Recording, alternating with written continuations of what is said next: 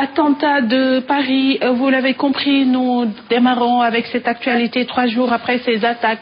Les musées, salles de spectacle et tous les autres établissements culturels publics de la capitale française et sa région rouvriront en début d'après-midi, 13h heure locale, 12h GMT. Hier, des chasseurs français ont largué 20 bombes sur le fief de l'organisation État islamique à Raqqa, c'est dans l'est de la Syrie, détruisant un poste de commandement et un camp d'entraînement.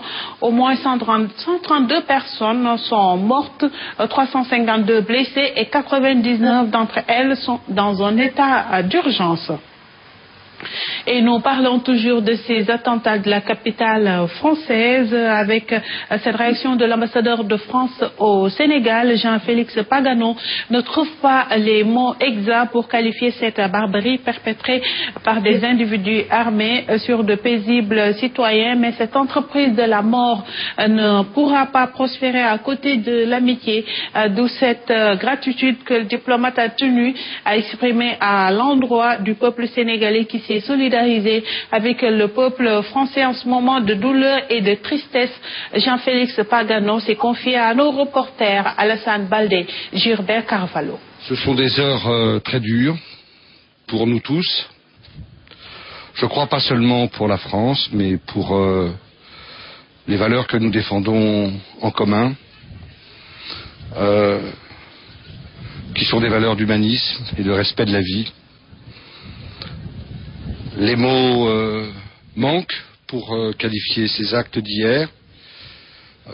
Ils me manquent aussi pour vous exprimer toute ma reconnaissance pour, je crois, la profondeur des sentiments que vous avez exprimés et que vous nous témoignez.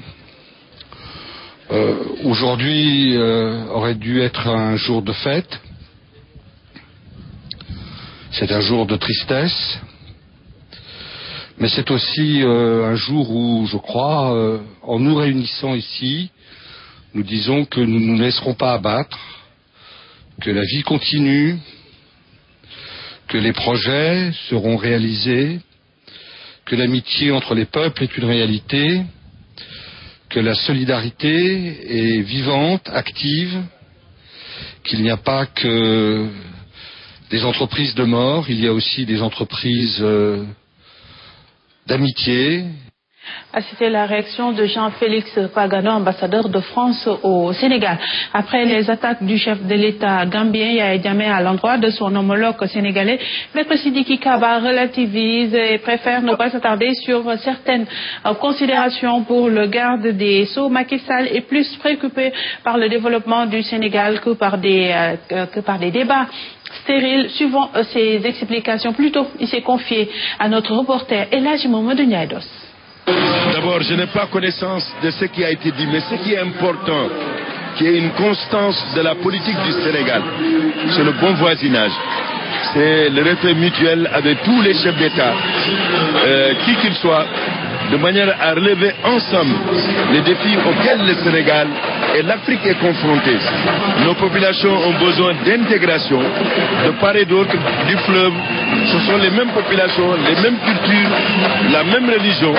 Et il est important pratiquement que les gens puissent vivre en symbiose ensemble et qu'on puisse relever les défis du développement. Politique à présent se sentant délaissés par la direction de leur parti, les responsables de l'Alliance pour la République de Diass montent au créneau et exigent plus de considération. Depuis l'accession au pouvoir du chef de l'État, la localité n'a pas encore bénéficié de nomination dans les sphères étatiques. En outre, Diass est laissée à elle-même. Aliou Kadam, conseiller municipal, s'entretient ici avec notre correspondant sur place, Papa Dieye. Je me désole pour le sort de l'APR de Diass. Depuis longtemps, on travaille pour l'APR, on se décarcasse, mais inutilement, je veux dire. Si l'APR de Diass aujourd'hui arrive à être le premier parti de la commune, c'est grâce à Mamadou Ndior. C'est vrai, depuis longtemps, nous sommes des militants disciplinés. Mais être discipliné ne veut pas dire que nous ne voulons pas quelque chose. C'est depuis le temps de Senghor. Au moins, Senghor avait pris la peine de nommer quelques fils du terroir. Aujourd'hui, des gens comme moi, si je suis de l'APR, je le dis haut et fort, c'est grâce à Mamadou Ndione. Je vois que c'est quelqu'un qui transcende ses intérêts personnels au profit de l'intérêt communautaire, au profit de l'intérêt du parti. Alors, nous voulons que vraiment Monsieur le Président de la République retourne vraiment son œil vers la commune de Diass. Nous avons la meilleure permanence. Et qui paye cette permanence? C'est Mamadou Ndione. Et qu'est-ce qu'il gagne de l'État? Rien du tout. Nous voulons plus de considération, qu'on puisse l'aider à nous aider. Éducation à présent, les élèves ne lisent plus comme avant. C'est du moins l'avis de certains exposants trouvés à la 11e édition de la Foire internationale du livre et du matériel didactique qui prend fin aujourd'hui. Pour pallier ces manquements, le responsable de la communication des nouvelles éditions africaines du Sénégal soutient que le gouvernement doit renforcer les bibliothèques dans les établissements scolaires afin de permettre aux apprenants de se familiariser avec la lecture plutôt. Reportage Fatima Diop, Babacar Soumaré. Est aujourd'hui banalisée par certains inconditionnels de la lecture, raison pour laquelle les exposants de la Foire internationale du livre se plaignent du public qui ne fait que visiter. Il n'y a pas beaucoup de trafic autour des stands, mais dans la réalité, nous avons reçu peu de visiteurs. Le responsable communication des nouvelles éditions africaines du Sénégal estime que les élèves ne lisent plus comme auparavant. Les élèves, les étudiants ne lisent pas. On peut même dire que les enseignants ne lisent plus.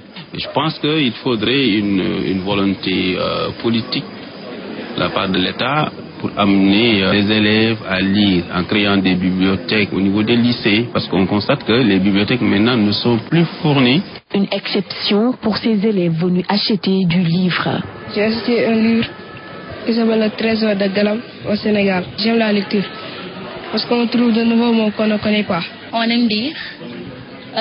Nous sommes venus pour acheter des livres, pour mieux voir les écrivains, car on ne les connaissait pas. Une occasion également pour ces élèves de mieux connaître leurs auteurs. Ça m'a aidé à me familiariser un peu avec l'écrivaine Mariam Ndoye, que je lisais ses œuvres sans la connaître. J'ai entendu son discours qui m'a beaucoup marqué. Après 5 jours d'exposition, les acheteurs se font encore désirer à la 11e édition de la Foire internationale du livre et du matériel didactique qui prend fin ce lundi. Sport à présent, suite et fin de la deuxième journée de la Ligue 1 de football. Le Giraffe de Dakar se neutralise en but partout avec le club Lebou de Ouakam.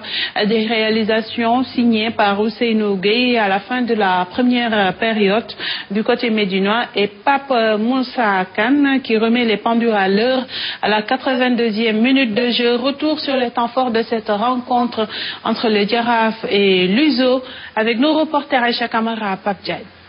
Battus lors de la première journée à Saint-Louis par les Sambelinguer, 3-0, les Médinois peinent à trouver leur marque dans ce début de championnat de la Ligue 1 pour leur deuxième sortie face à l'Union sportive de Ouakam. Pas plus qu'un nul, un but partout. Le match était très serré, on réussit à mener. Il n'y avait pas tellement de danger. Bon, on laissait venir l'adversaire et on sortait facilement. Donc c'est ça qui a manqué, c'est-à-dire cette capacité à gérer. Je pense que sur ce but-là, on aurait pu faire peut-être mieux que de balancer le ballon comme ça dans la surface de réparation. Cela veut dire encore une fois que tout n'est pas encore net. Un match qui n'était pas facile pour les Lébous de Ouakam qui ont quand même pu marquer le but égalisateur après avoir été menés tout au long du match. La première période, il n'y avait pas de jeu, il y a une bonne organisation des deux équipes parce que les jeux étaient un peu bloqués. Mais quand le Giraffe a embarqué son but en deuxième mi-temps, les correctifs ont été apportés avec les changements. Il y avait un léger mieux du côté réseau. On a mieux tenu le ballon, on a mieux joué. Et c'est logiquement qu'on a égalisé. On est en train de faire un nouveau travail avec une nouvelle équipe, avec des nouveaux joueurs aussi. Le chemin est encore long, mais il faut être content de ce point que nous avons pris parce qu'en face, quand même, il y avait une équipe qui avait une réplique et qui avait besoin de 3 points comme nous. Giraffe comme ISO, pas encore de victoire enregistrée en ce début de saison les plus serrés. Merci Aïcha Kamara. Je rappelle qu'en dehors de ce match nul entre les Samba Linguère et plutôt entre Jaraaf et Iso, la Linguère, elle, a battu la Suneo sur la marque d'1-0. C'était un déplacement à Diourbel, US Gorée plutôt. Douane 3-2, Niambour Guédiawaye FC 1-0, Niary Tally Olympique de Ngor 1 but partout, Djambar Mbour Petite Côte 1-2, Stade de Mbour Casa Sport 2-0. Donc les Samba Linguère conservent toujours la tête de ce classement. Et puis rappeler également éliminatoire Coupe du Monde 2018. Après la manche aller à Tana, les Lions se sont entraînés hier au stade Léopold Sédar Senghor. Nous reviendrons certainement dans nos prochaines éditions avec Mamédia à 7h45 sur ce premier galop d'entraînement et puis la détermination des protégés d'Aliou Cissé face au Madagascar. Cette rencontre va se jouer ce mardi 17 novembre à 19h au stade Léopold Sédar Senghor. C'est tout pour ce bulletin d'information. Merci de votre fidélité renouvelée à la première télévision urbaine du Sénégal. L'info revient à 7h30. Mameye sera avec Elhadj Ahmed Aïdara.